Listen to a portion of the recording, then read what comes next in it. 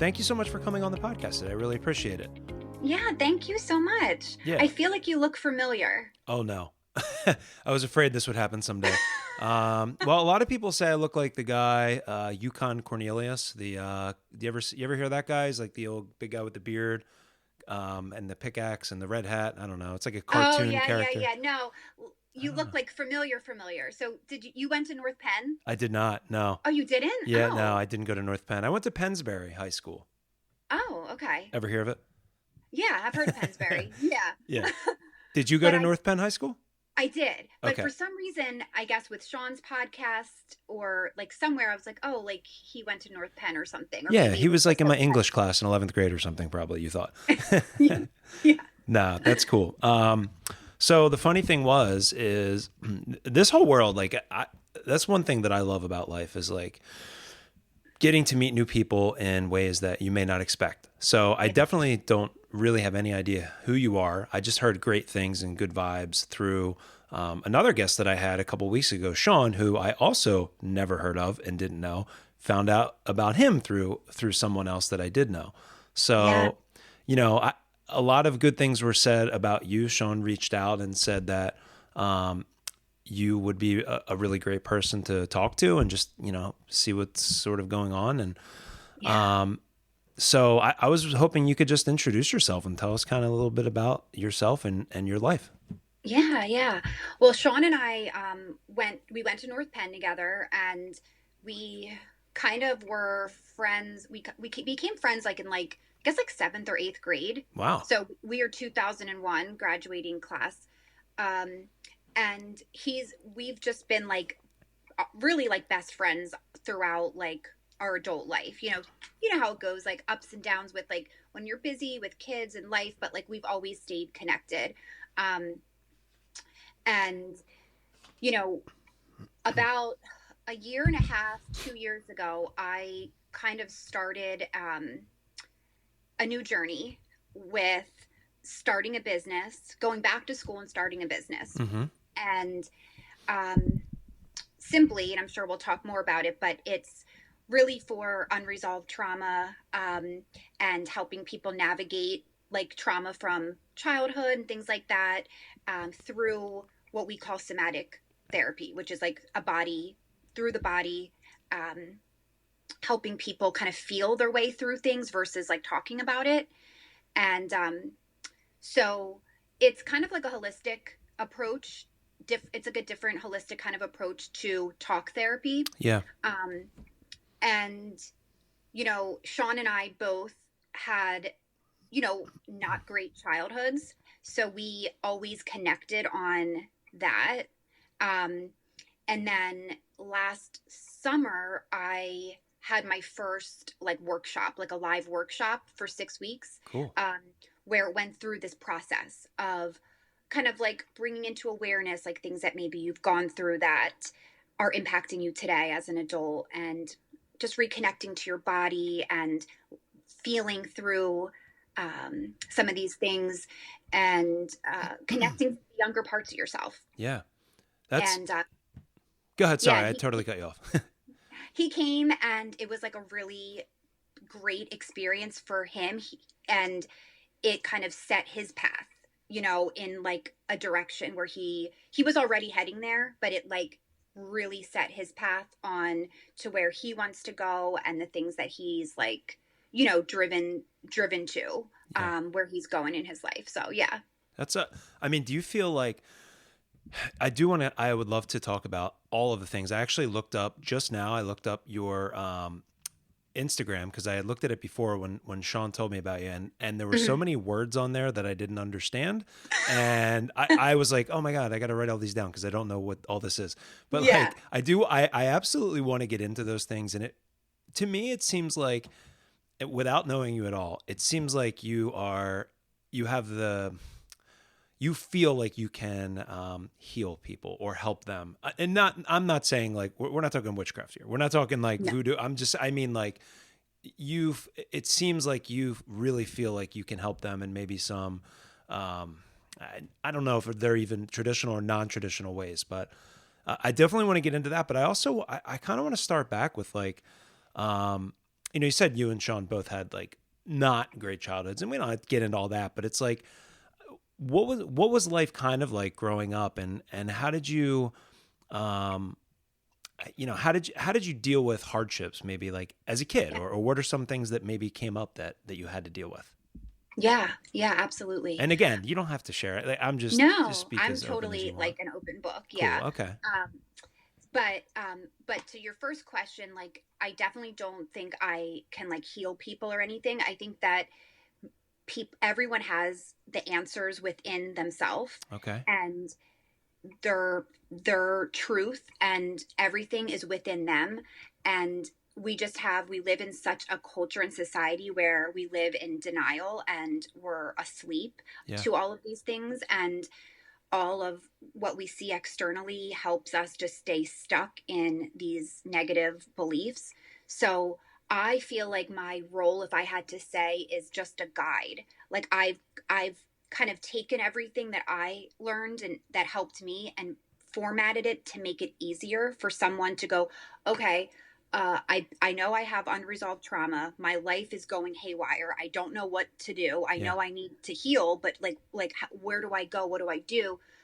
It's like, oh, like there's a little bit of organization in here's a plan that I've put in place that covers these components that can help you, but you have it's all within yourself. I'm just kind of guiding, if Uh, that makes yeah, sense. it makes a lot of And sense. it's more like that guiding is like it coaching in a way. So like it's like I'm a trauma informed coach, but I empower them to do their own work, and I just provide guidance in that. Awesome. I love that. I mean, I know I Yeah. asked you, like, I have a tendency to ask 27 questions at once, and then I forget the ones I asked because then when you start talking, you just talk about this other stuff.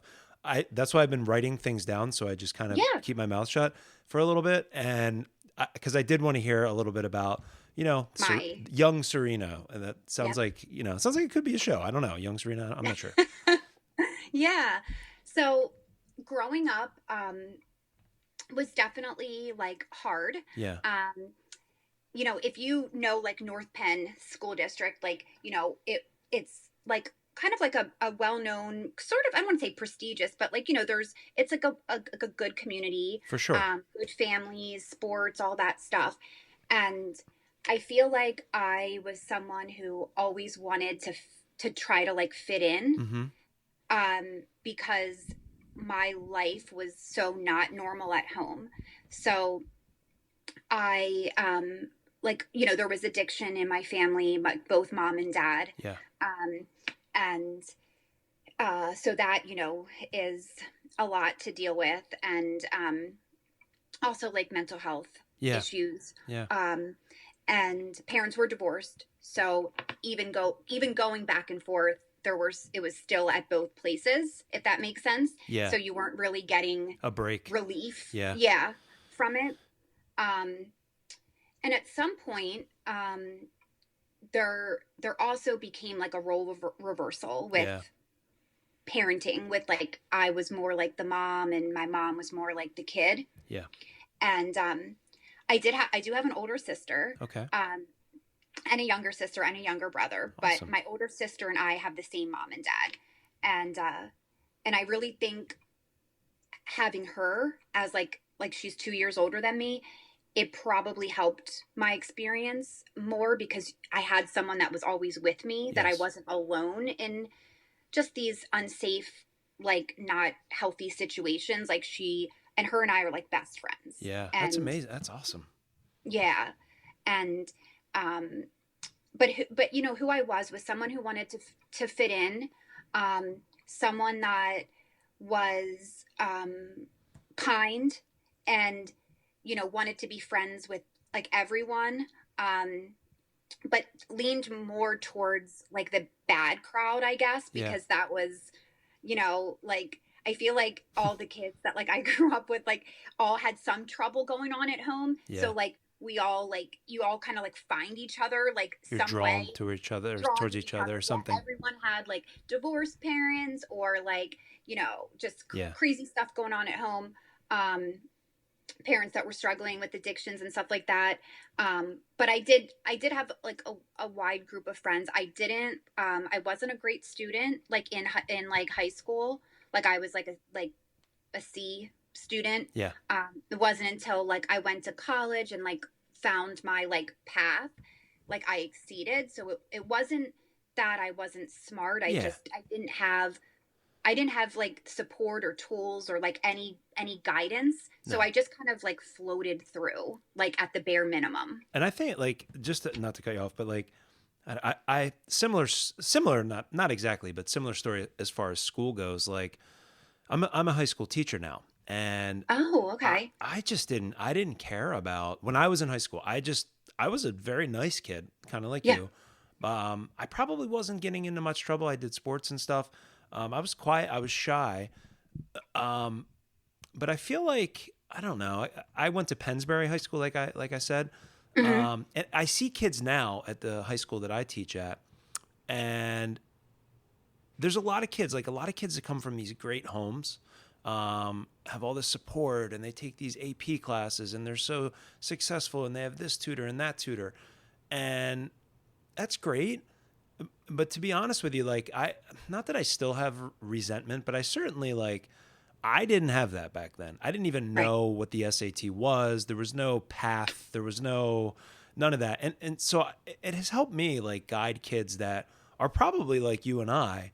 They're Hmm. really smart, but they're just not even they might go to college and they can absolutely excel. It's just they haven't been like guided or coached Guided. in the Yes. right way. And I don't even know if the right way is the way to say it, but I Yeah. totally get that. And it's cool that you went on and sort of like figured things out. But I Hmm. think like hearing your story and just kind of like relating it to my life a little bit, Yeah. I think it makes it like almost you almost appreciate it more, or you almost like it's not like for me, I don't think I wasn't always expected to make it. And like that wasn't Hmm. even a thing. Like but other kids were, and it's like they're just kind of going through the motions, and then if they don't, it's a failure. I don't Yeah. know. It seems like with you and just kind of like drawing some parallel, it, the high school life can be tricky, and then you move Yeah. on and you start to figure things out. But I kind of cut you off, but that sounds like a lot of just parallels that I heard from your story there Yeah. so far. Yeah. Like high school really, it doesn't, in the big scheme of things, it's not really a reflection of where you're going No. or what, because as you grow, then you kind of form your own path versus having someone just, okay, here's where you're going, here's what you're doing, Yeah. setting you up in that way. Yeah. Yeah. Yeah, it's wild. I mean, just and honestly, like I feel like I've never left high school because I've been there for 20 years just teaching, and it's like I'm just it's a cycle. Like yesterday was graduation, kids leave. I get really close with these kids over the 3 4 years they're there, and then they leave, and it's sad. And then it's like, oh man, and then I have to start this again, and then you go through a whole nother crop, and then so it's kind of like a whole process. But like I said, I feel like I never left um, that piece of like my life. It's Yeah. kind of strange. But what What do did you you? teach? What do you Sorry, go teach? ahead. I teach at Hatboro Horsham.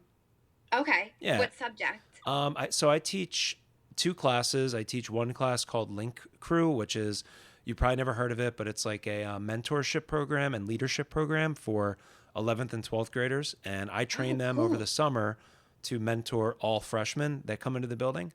So, like, let's Love say, that. like, if you were a junior and I was a senior and we got partnered up as Link Crew leaders, we would have our own 10 freshmen for their entire freshman year. And we do a big assembly on the first day, and we do like a lot of team building, and we start like low risk stuff and move up to higher risk things. And so I do that, and I do an outdoor like survival class. Like, I have an outdoor classroom. So I'm into that little That is world too. Yeah, incredible. it's fun. It's not like I'm not like a real teacher.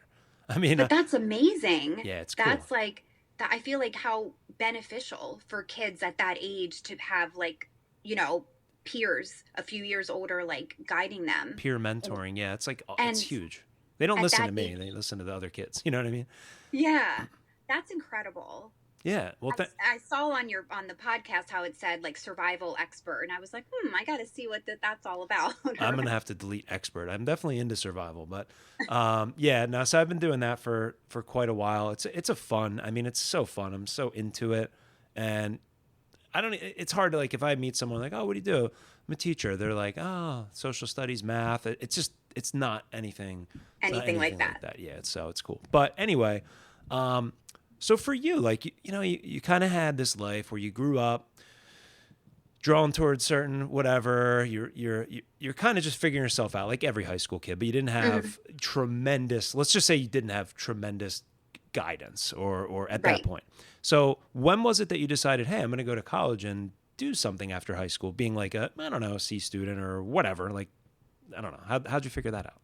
Yeah. So this is actually like a really interesting story. So, um, because I took that route of like fitting in and just like kind of following like what my friends were doing, I did tech school Okay. and Awesome. tech school for cosmetology. So like the hair and all that.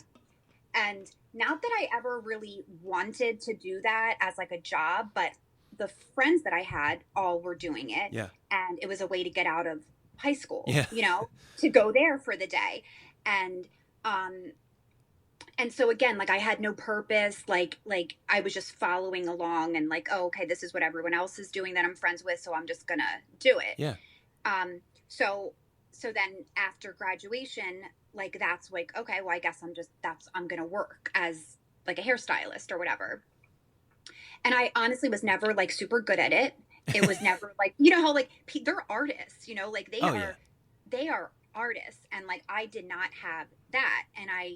But it was more just like a job, and so I was working at this salon or whatnot, and I think it was like a hair cuttery or something. Yeah. I've been there. And When I used to have hair, I used to go to the hair cutter. It's a good place. this gentleman came in for a haircut. Like he would probably be like a father age figure Yeah. to me at that time.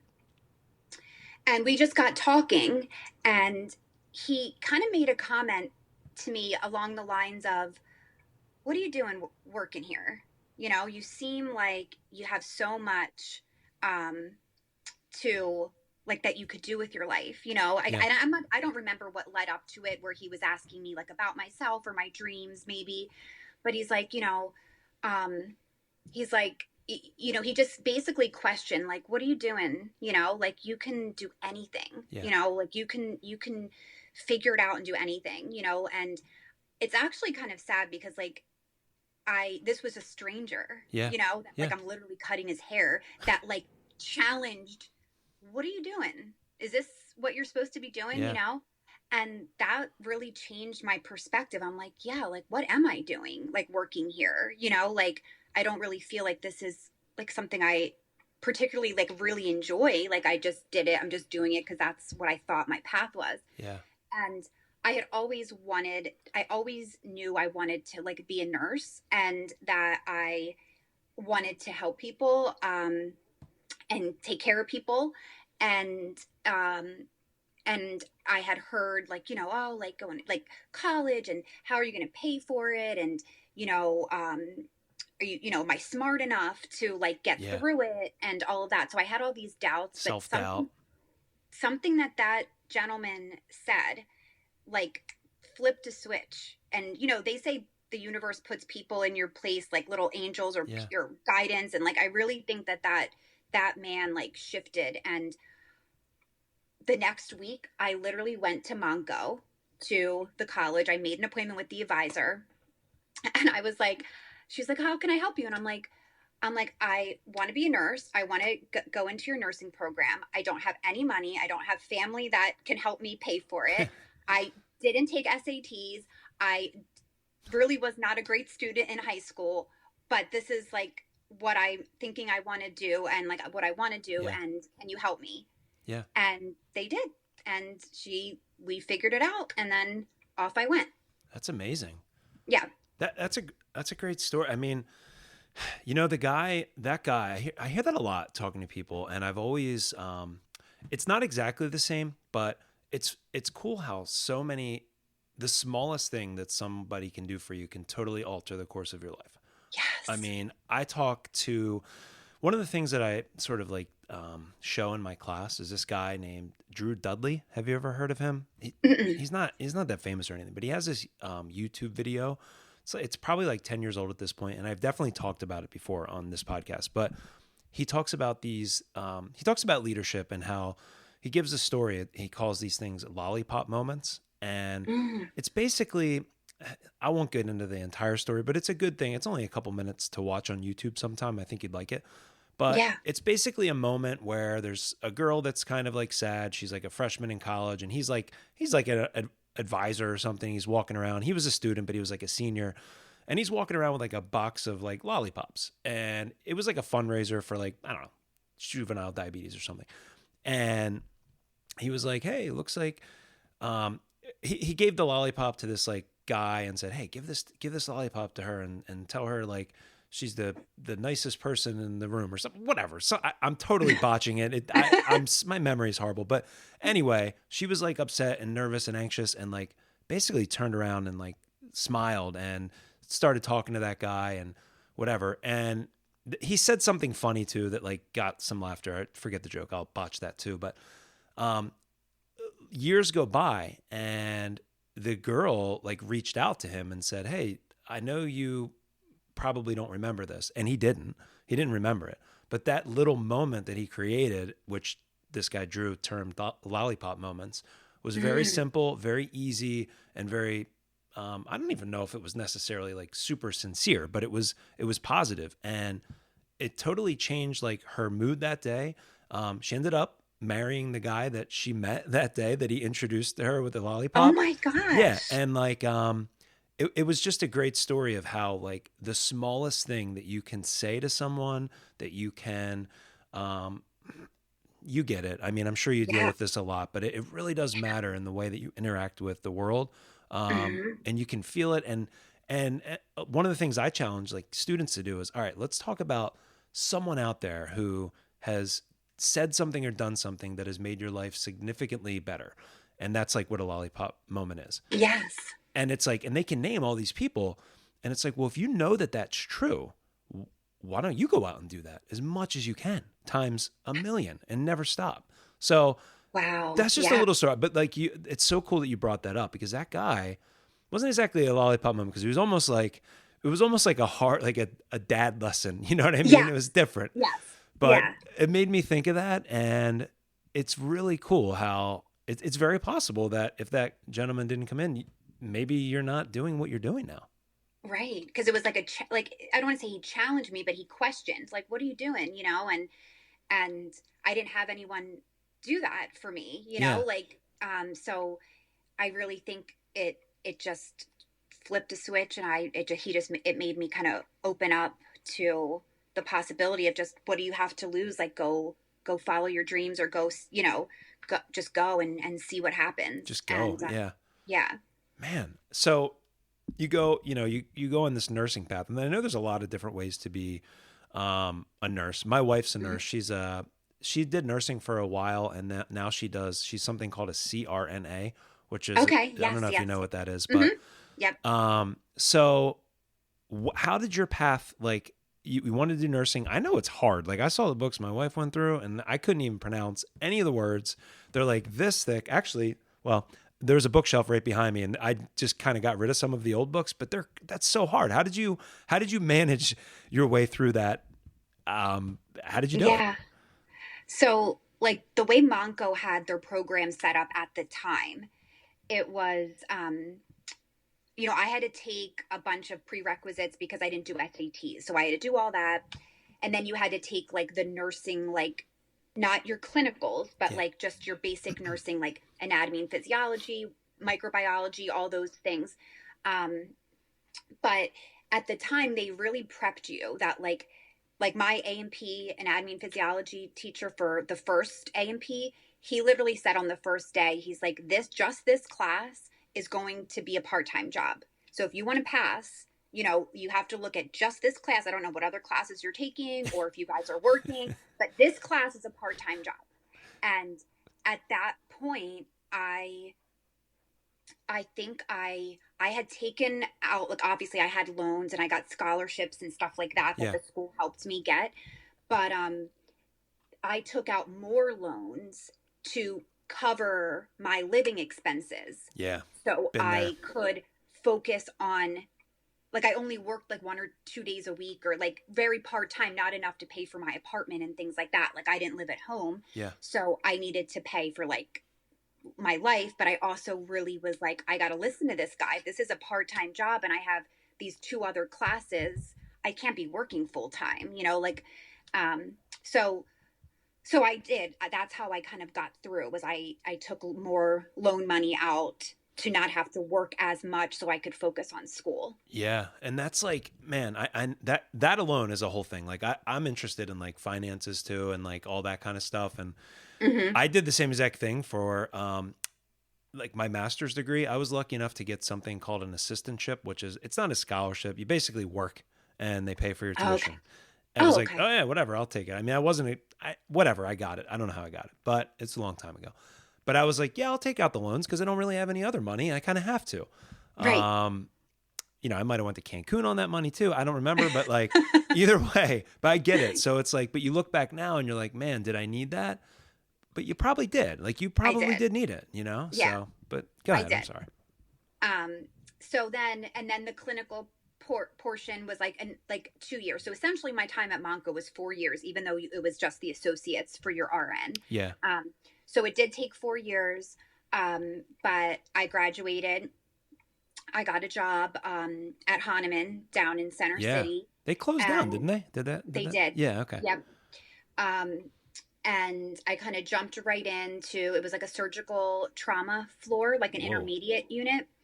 Um, and that was such great experience. I saw a lot, and probably like 2 or 3 years into working, I at that time, like what you heard in like in the hospitals and just like within the nurses, that like eventually you were going to need your bachelor's, like the Yeah. associates as an RN, as an associate's degree, like eventually Yeah. you're going to need to go back to school.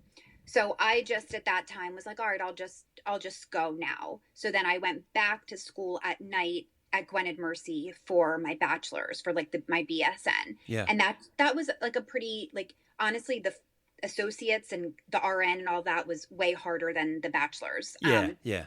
And I did night school for that for 2 years. Um, and yeah, and then, I did a couple other cool like nursing jobs, and um, I worked in a drug and alcohol detox. I worked in surgery. So your wife as a CRNA, I worked in outpatient surgery, Jefferson Surgery Center at the Navy Yard. So we did like a Oh lot yeah. of sports injuries. And so the CRNAs we worked closely with when they were, taking the patients back. And Yeah. I did the pre-op and recovery room.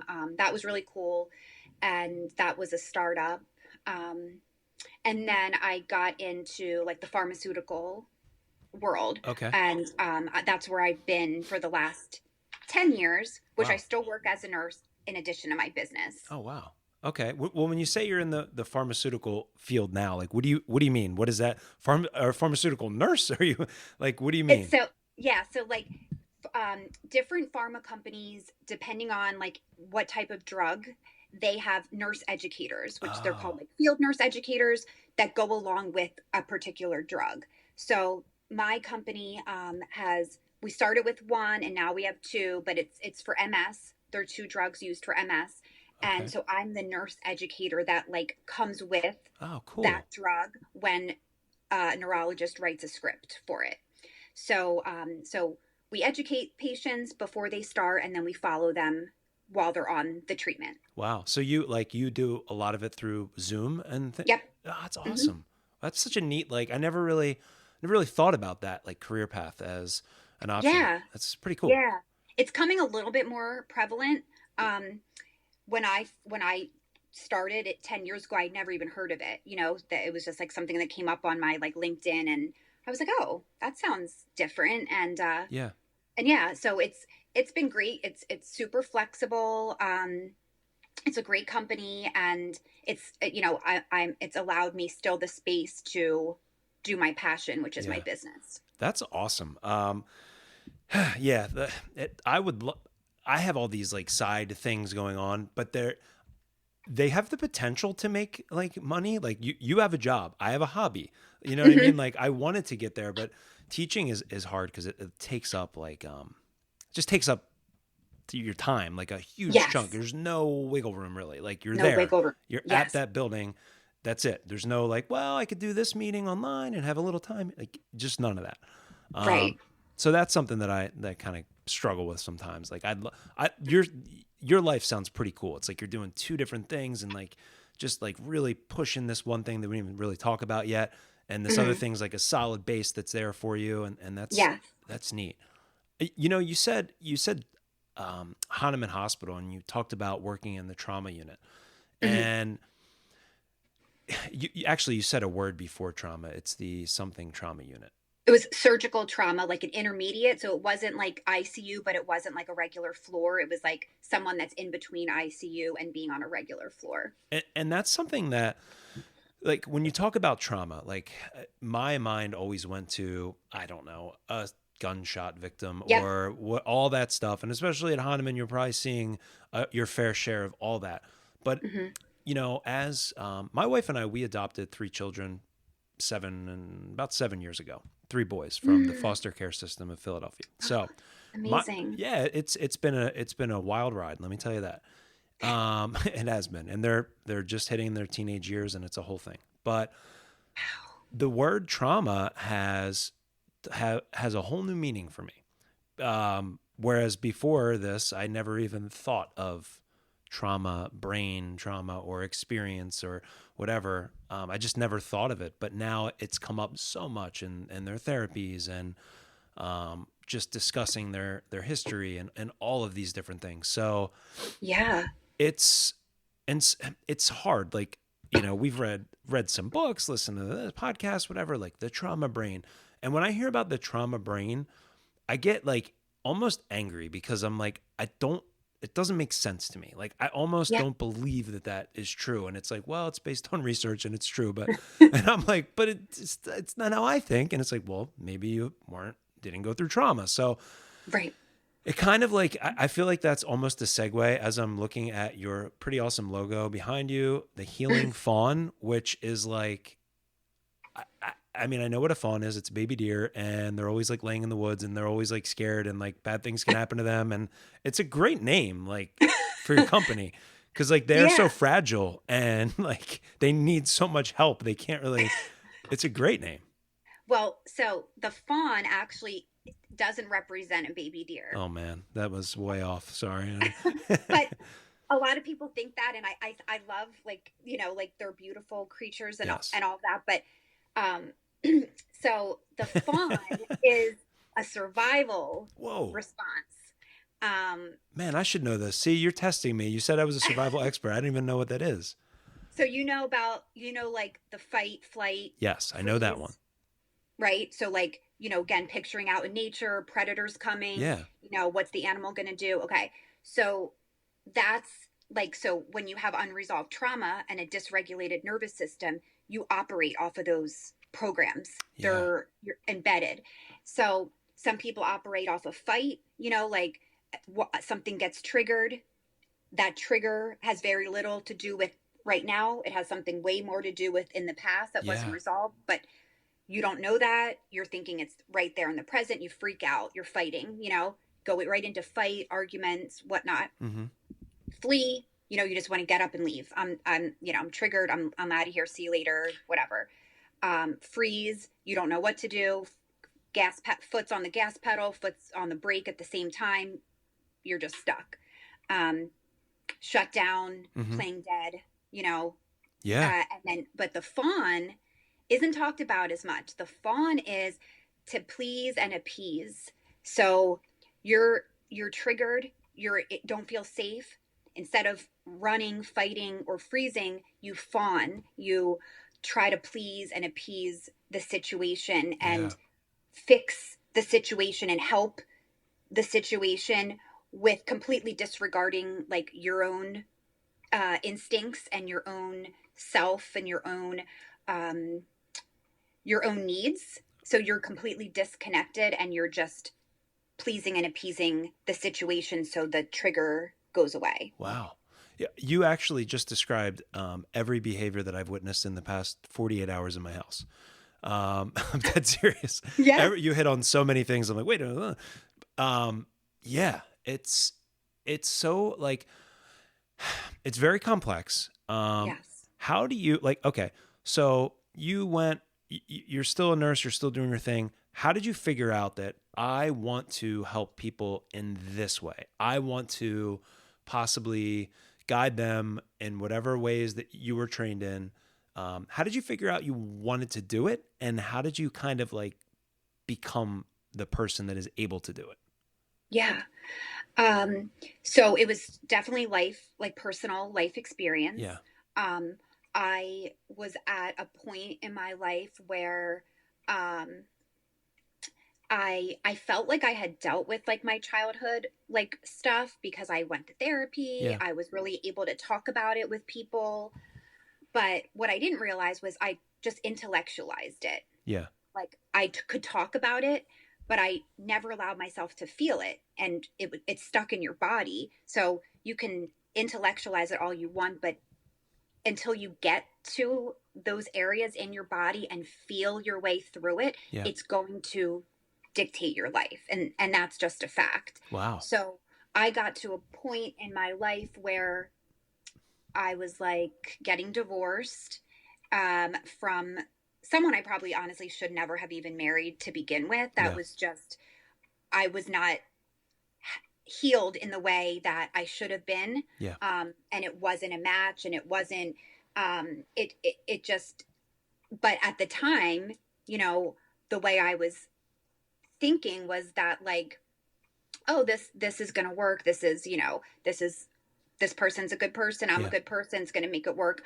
I didn't, because of these fawning behaviors, I never really had like my own needs. Like I never knew that I could have my own needs. It was like, you know, like helping everybody else, Yeah. you know, and as long as someone was like nice to me, then like, and was okay to me, like, then it was like good. Like, okay, just anybody, you know what I Yeah. mean? Yeah. Yeah. Yeah.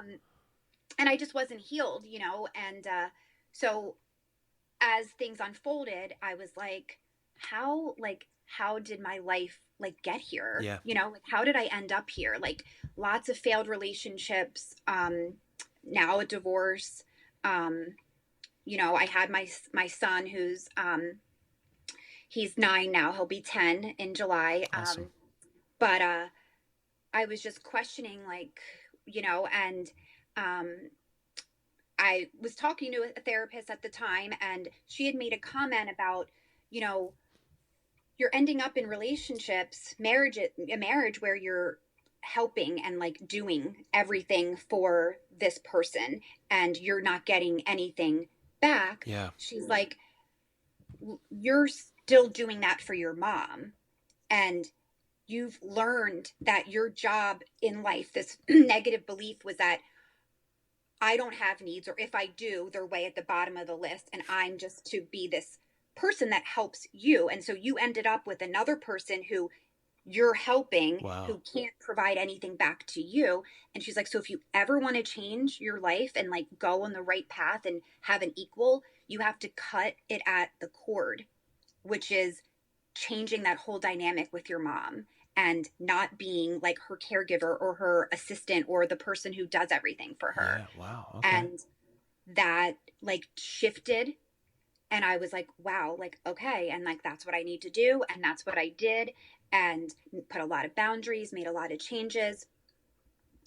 And I then was working with someone who specialized in like inner child work, but I knew that it was in my body. I knew that like talking about it was only getting me so far. I knew that I needed someone who could guide me through the feelings of the things that I'd been through. And at that time, it was not, I mean, like most people still don't even know what somatic therapy is, but at that time, it was like, what? Like, Yeah. Like way what out is it? out there. Yeah.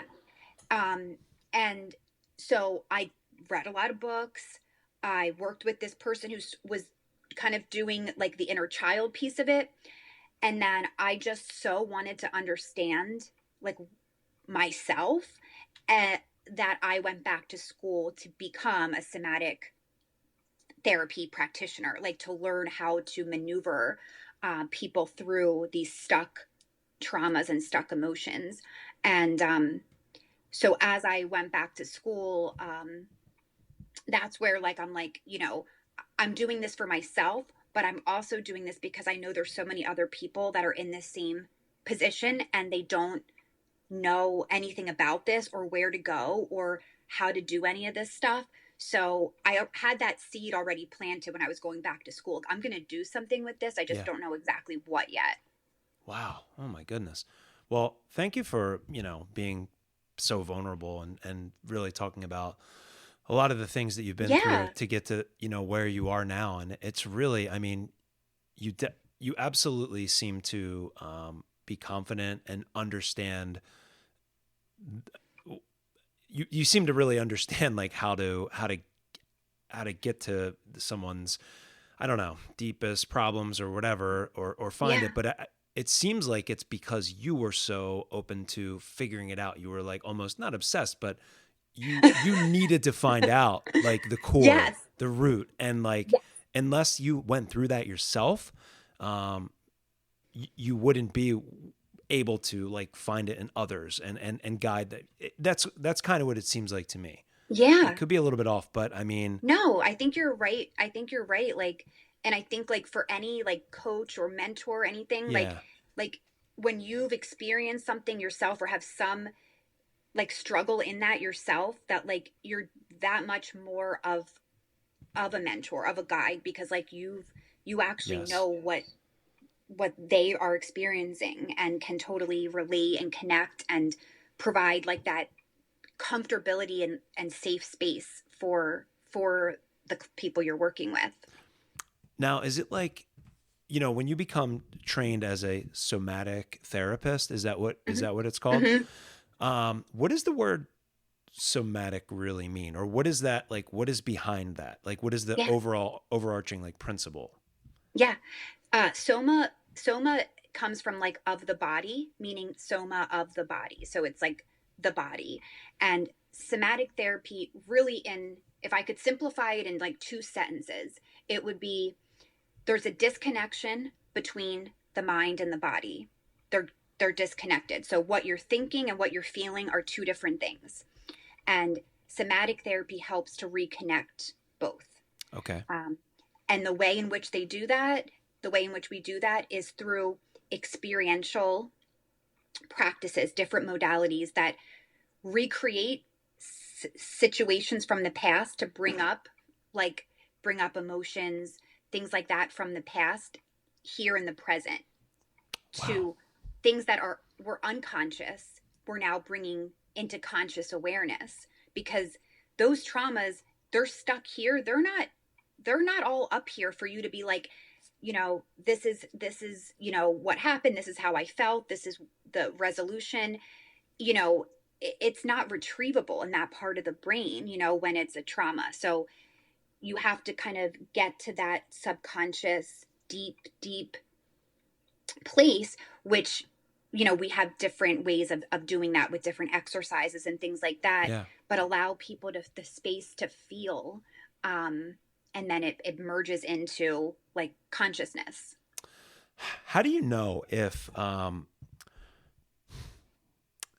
I don't know. It's almost like if you think about your situation like earlier, like you were talking about, like you were I don't want to say, I don't want to put words in your mouth, but like you were happy to please and like you were as long as everyone else was happy, like your mom, whatever. Hmm. How do you know if like you probably had some deep-rooted trauma, but Hmm. there's a lot of people out there that do, but they don't know. Hmm. How do you know? How do you figure it out? I mean, and like what like what advice would you give to someone to kind of like is there like a trauma test? Let me take this and see. Oh yeah, I was affected by this. I like There is like a really simple like assessment that you can take, like I think it's the aces, okay. but I have my own assessments that I use with people. But um, the thing is that 75% of us have unresolved trauma. Yeah. So if you're in a group of 3 out of 4 people have unresolved trauma, they're just not aware of it, and the level and the severity of it is obviously Sure. going to vary I want to greatly. I want to meet these people that don't have it. Where are they? Right. Right. Right. So, They're the ones that don't have it or say they don't and like kind of can say like, I had a great childhood, I Yeah. had an amazing family, not 1 ounce of anything. Those are the ones that probably do have it. They're just, it's so deeply subconscious that they're not aware. Um, but I think that, you know, what brings someone to a point of, is this my, is, do I, is usually that they're seeing repeated patterns Oh, in okay. their behavior or in their life. Ones that Like, they don't like maybe, or ones right, that, okay. right. Like, why do I keep like having the same argument with my partner? Yeah. Why do I keep having failed like relationships with the same types of people? Why am I having such a challenging time parenting this age of my child? Like, I just can't, I keep trying and I'm ending up in the same place, the same place.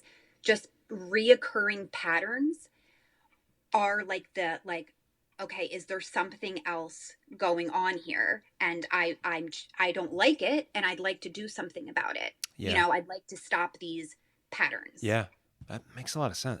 Everything you're saying is making so much sense. You also said, a few minutes ago, you said it's all experiential. And it's funny because that's actually, it's related in some way, I'm sure, but like what I do in school is a lot of experiential learning. Like, I lead a lot of activities and group things, and we'll, it could be it could be an activity with like 5 people or 300 people, and Hmm. then we'll come together and sort of dig deep into that activity and learn from it through like a, it's almost like a secret ingredient that I have, this method called the 5 questions, just like you have your own little way that Methods. works. Yeah, your own little Yeah. methods and stuff.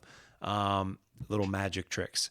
And like you can, it's fun because through activity, um, for the last decade, I've had some of the deepest conversations with groups of students in class, and it's incredible. We started with like playing a game of jumping up and down, or just carrying a potato back and forth, or whatever the heck it is. I mean, there's 8 million Hmm. activities that we do. But it's cool how we go from that experience and like, well, where do you see that in your life happening? Kind of like, and Yeah. it's really cool. So I like that connection between, it's kind of like what you were saying, like you go back and almost like recreate the experience that you had, which kind of scared me for a minute. It's going back to my child. I'm like, nah, I don't want to open that one.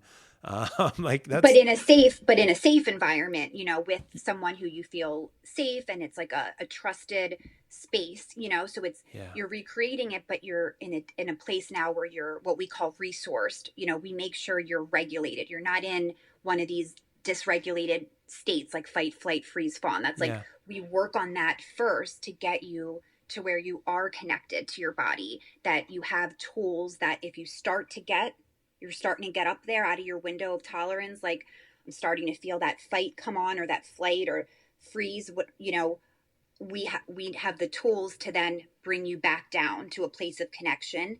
And it's very titrated. That's the difference between like talk therapy. Like, we don't, you don't have to tell me your entire childhood. yeah, You know, we can take a sliver of one memory, just a little sliver, a little piece of it, and just work with that little piece of it to get you to start to feel things. And the body kind of guides your way through it. So I'll give you an example. So say, I ask someone, okay, you know, this is someone who's resourced, they know how to regulate themselves, their breath work, their grounding, centering, all these tools. And you ask them to think of a sliver of an unpleasant memory from yeah, childhood. sure, You give them a lot of space. You don't have to, you know, there's no pressure, there's no, you know, time frame, just see what comes up. There's no right or wrong way to do it. And let's say they come up with, you know, yeah, there was a time where this memory came up where I went in the kitchen to get a cookie after dinner, and you know, my mom was there and made a comment about my weight and if I should really have that cookie. yeah, And I don't know why that memory came up, but when you asked me to think about something unpleasant, that memory just came up for me. And then I'll say, okay, okay, good. Like, how does that feel? Well, it makes me feel like my chest hurts. mm, It's all tight in my chest as I picture that memory. Okay, let's sit with that feeling in your chest. You know, what else is it tight, is it sharp, does it want to move, is it making you want to like shift your weight, what's it feel like if we take a deep breath and breathe into that, space. um so we just kind of work Yeah. with it, and then they'll say, yeah, now it kind of feels like it's in my throat, like my throat's tightening up. Okay, good. Yeah, okay, so let's breathe, let's do this. Again, we're just, there's all these different ways that we work with it. And then I'll usually say something to the effect of, okay, now we're at that same memory, but instead of your mom being in the kitchen when you went to get that cookie, you, the adult you, is in that memory. And how would you like, Hmm. how would you have wished that that memory could have been different if Hmm. you were the adult standing there?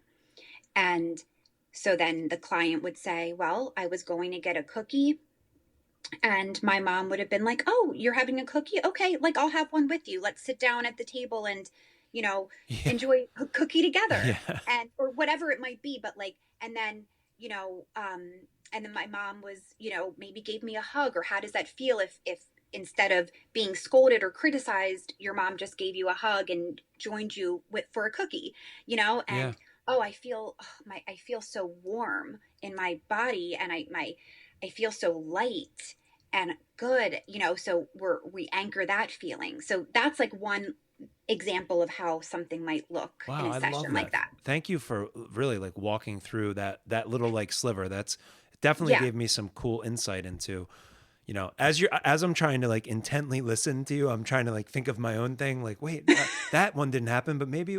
So that's I think that for anyone listening, like that's a really cool, almost like a sneak peek at what it could look like for them, Yeah. and it almost feels like I don't know, it's exciting. It feels like this is what as I look at life and I look at our country, our world, and medicines and diet, and there's so many things thrown at you, and to see like when like people really need help and really need care, like even I'll use my own kids as an example. Hmm. We don't even know where to start half the time. It's like, well, Yeah.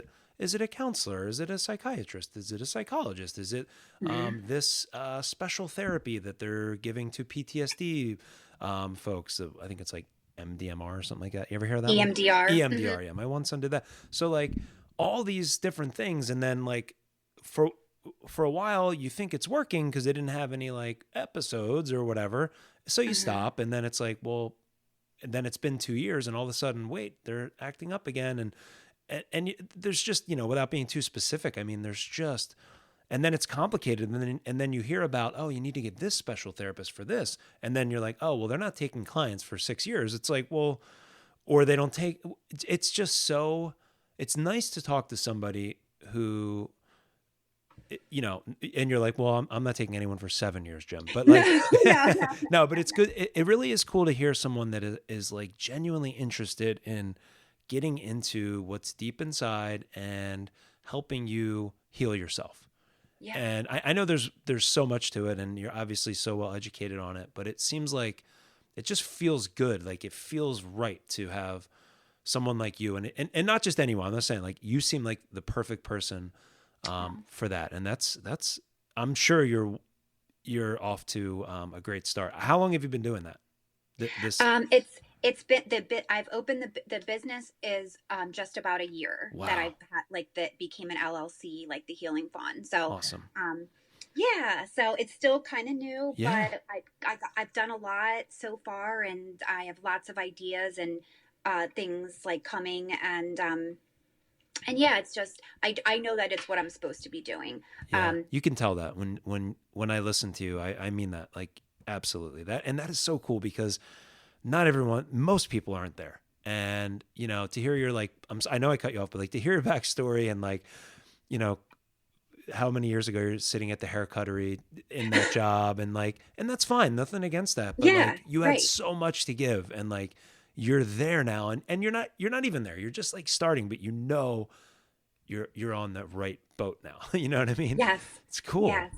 Yeah, absolutely. And I'd love to talk to you more like offline. Like I could Yeah. probably give you guys maybe some cool like tips or strategies with like, you know, Yeah. with like I mean, it's teens are hard as it is because they have all the normal stuff that all the teens are going through, the Yeah. hormones, the, all of that, Yeah. Yes. rage, Yeah. they have, all teenagers regardless their trauma are going to have rage, Hmm. right? But what I tell clients, because I do a workshop just for parents, um, that are having trouble with their, like, not trouble, just having like connection problems with their children. Yeah. And I walk the parents through a lot of what I do, but it helps them connect more to their kids. But the one thing I say is, the teens are going to be rageful just because, and then if they have unresolved trauma, they're going to be more rageful. And anger is a healthy emotion, and it's a good emotion if it's in a healthy way. Yeah. So as long as you're not targeting a person like a parent or a sibling, and you're not like actually breaking things, like encourage the anger, Yeah. and there's ways that we can help, in a healthy way, release that anger. Yeah. But when we say, like, because when we grew up, it's like you weren't allowed to express anger, Yeah. you know what I mean? like Hide like the it. parents didn't know how to make space for that emotion. It's hard, it's triggering, but that's what they need, is like, you're allowed to be angry. It just, don't direct it at me, or a family Yeah. member, Yeah. but get it out, Yeah. release it. Yeah. Definitely experienced the anger and also directed at family members. Like, Yeah. So so, then but that's a yeah, little then different that's like probably. a different. Yep. Yeah. So I was going to ask Serena, how do you like, um, how does someone like, how do you figure out like how to even start with you? And like, if you like the typical client, like say someone's listening to this and like, oh my God, I need that. I Hmm. need her in my life. How do you get a hold of you? And what is a typical, I know there's probably no typical situation, but like, is it like, oh, well, we meet online and we do like 3 visits, or is it like, oh, I'll see you for the next 15 years and you can't get away? Like, how does it, how did like, could you tell me anything about like the typical process of a standard Yeah. client or something? Yeah. Maybe age So ranges too. I don't know. yeah. So I my all of my like contact information to like see like my services and just learn more about what I do. Everything's The Healing Fawn. So thehealingfawn.com is my website, my Instagram, my TikTok, The Healing Fawn. So you can find me anywhere. It's just that's it. Um, so if someone is reaches out and they're interested, I do like usually always a free like phone call consultation to like for them to tell me what they're looking for, what they're hoping, to get out of, what their goals are. And then from there, there's a couple different paths. Someone might say, I'm really not interested in like getting too deep into childhood, but I just am having a really hard time like regulating myself. Like, I'm Mm-hmm. always like freaking out, Yeah. fighting with my husband, or I have road rage, I'm just irritated all the time, I know I'm dysregulated, I just want to work on that. So that goes in like a different path, where I usually say, like, probably like with 3 to 6 sessions, we can kind of get you to like an okay place for you to work on that Yeah. on Yeah. your Yeah. own for a little while. And then if someone wants to do inner child work with the somatic therapy, then that's, I always say, a minimum of 6, usually ends up being at least 12. So two times you're kind of getting 6 at a time. But it varies, Yeah. but that's typical. Um, but one thing about like the way I practice is that trauma is a lifelong journey. Like, I should say healing is a lifelong journey. And we we are learning ways to manage and deal with it in healthy ways. And so I think that doing your healing work is for a period of time, and then you take what you've learned, these new tools and these new outlooks, and have periods of rest and exploration. Like, you're not just going to keep digging and digging and digging. You need to do some work and then go out and live and experience these new outlooks and this new way. And something may come up, will probably come up in 6 months or a year, that you're Yeah. triggered again, and it triggers a different part of that trauma. And then you come back and we work on that. But I don't want people to ever feel like there's like, it's this, I'm going to be, in debt by the time I'm done with Yeah. her because I'm going to be Yeah. going for 10 years. No, Yeah. I know. I know. I'm really big about like after someone's done like for a period of Yeah. time, like 3, 4 months, let's take a break.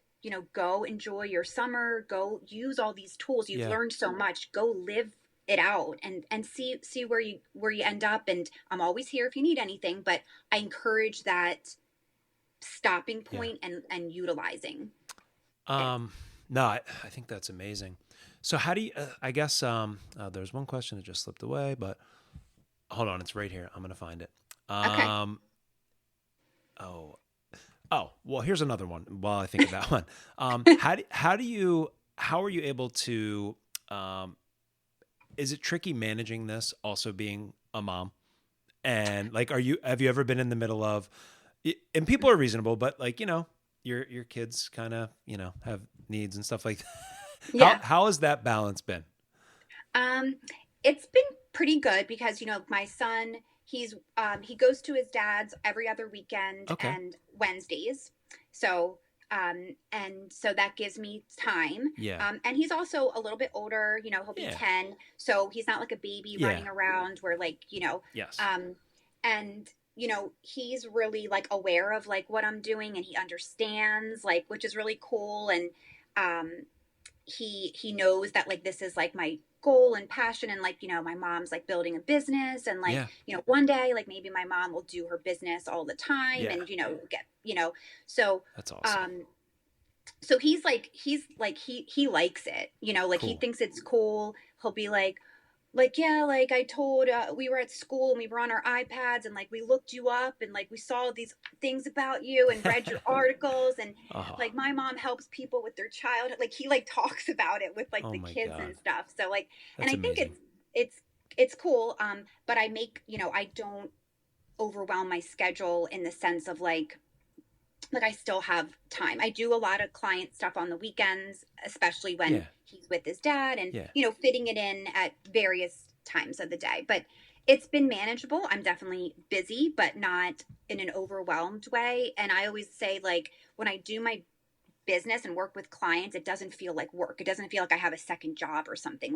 It's like it doesn't feel like that at all. Like I Yeah. don't know if that's how you feel when you do like your podcast. No, Like it's I just was like just about to fun, it's say that. cool. Yeah. Yeah. I was just about to say that. I was like, and I mean, I guess sometimes, I don't know, it's really hard to like, as we knew the past week, we're trying to like schedule. I haven't even been able to call you like at Yeah. all, just to whatever. But sometimes I think of the podcast or like setting this time up like, oh man, like I have to do that. It's like, I like it, whatever. But as soon as I get on and I'm like, and I start talking, it's like, I look down at the thing. It's like, oh, we've been on for an hour. And I get so into people's lives and I'm Yeah. fascinated with like how you did it and like, I learn from everybody. And Yeah. like, what I've learned so much from you and everything that you said today. I know there's a lot more there, but like, I mean it. And I think that the whole reason I started this is because I think I was looking for something like this, real conversations with real people that find strategies to make their lives better. Yeah. And, you obviously do that, dive deep into that for a living, but just general conversations. I got a lot out of talking to you today and I feel good about it. Same, Yeah. same. Yeah, I enjoyed like just being able to like not focus so much. Like a lot of the podcasts I've done really like are about the business, Yeah. and like Yeah. how, exactly what do you do? And really, I haven't. Maybe I've shared like a little bit of my personal story, but I really actually enjoyed being able to talk more about me, Yeah. and not just like business related stuff. Yeah. And Yeah, and honestly, like, with almost everyone that I've ever talked to on here, I mean, I am genuinely curious about your life, and I think it's better. Like, it's cool to not have anything ready. I think when yeah, I started, I was like, oh, let me write these things down, and I honestly would never even look at them. I was just like scared in case I forgot or like yeah, I had a freeze up moment, which I definitely have from time to time. yeah. So Which is fine. yeah, it's like, all right, just whatever. There are two, I wrote some things down just now as you were talking, because the one thing came back. Okay. Two questions and I'll let you get out of here. You gotta, it's your, night to whatever. I was expecting your son to like go zipping in the background or something like zoom, zoom, you know what I mean? Like whatever. Um, how have you, and like, I feel like this isn't a loaded question, but I don't know. I'm sure you'll answer it a certain way, but how like have you seen success in your clients? Have you seen real, um, yeah, I'm sure you're not gonna be like, well, no, it doesn't really work. I wouldn't recommend me. But I mean, like, Yeah. have you seen it? Like, do you feel it? Like, what is it Yes. like? That's I think that the clients that are truly curious, like I say, like, what's the requirement? You just have to be curious yeah, about yourself. Like you have to really just want to understand yourself. If that's where you're at, you are going to get a lot out of it, and have the tools to make like those changes for sure.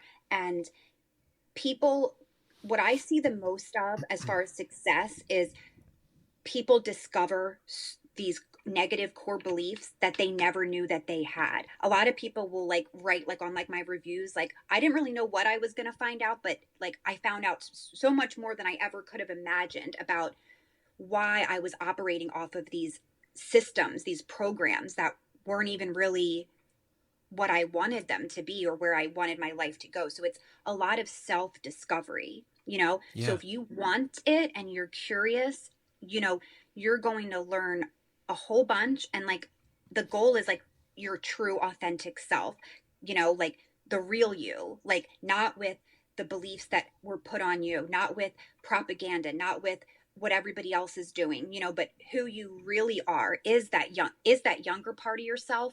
And you now as the wise loving parent that yeah. you can be to your younger self. So Wow, that's oh man, I love it. yeah. Yeah, I'm definitely. I mean, this is therapy is something that the different types of therapy I'm familiar with having my kids and going through a whole life of things. But this Hmm. specific therapy just seems so like natural and so healing and just so Hmm. I don't know. I think anyone listening to this is going to be like, I might need to give that a try. So that's good. And the last thing that I wanted to ask you about is I noticed that um, it seems like you have a really large following on Instagram, which is pretty cool for your business and your life. I didn't look at your TikTok yet, but as someone like me who is, I do this podcast, but I do like a whole survival thing, and recently in the last few months, my YouTube channel has been like just shooting up at a rate that I'm like, okay, this is cool. Maybe I need to Yeah. put more time into this. And I'm like, why is this happening? What did I do? What video? Like, so I'm way into like figuring all that stuff out. So I don't know. I'd love to talk to you anytime about any tips you might have, but like what has been successful for you, or what are you like always trying to do? Like what are the tips for success in that area? I would Or is it a I secret and you're like, well, I'm not going to tell you No, because yeah. it's really just like by chance, like the algorithms, I think that I've had a couple videos that just happen to Yeah. circulate more. And sometimes it doesn't even happen right away. It could be like a month later, where then all of a sudden it circulates again, and it Yeah. gets more. And then you get, more followers from that. I know. Um, but I think that I personally love TikTok. I've always said that more than the other platforms because you can just be There's a lot of yourself. editing there too, like that you can do that's built right in. Yeah, and like you could be yourself and like talk. You know what I mean? It's not just pictures or like 10-second reels. It's like more like real, like Yeah. you can connect with your people. Um and um so TikTok I would say is like the platform that I like the most. Yeah. And I think it's just about the algorithms and Yeah. all that, but also being able to really like connect with the people you're trying to connect with, Yeah, for like sure. making sure like the wording and having maybe like a certain tagline Yeah. that's maybe a little like ooh, like like that. Like I personally don't like the social media. I like talking, Yeah, me too.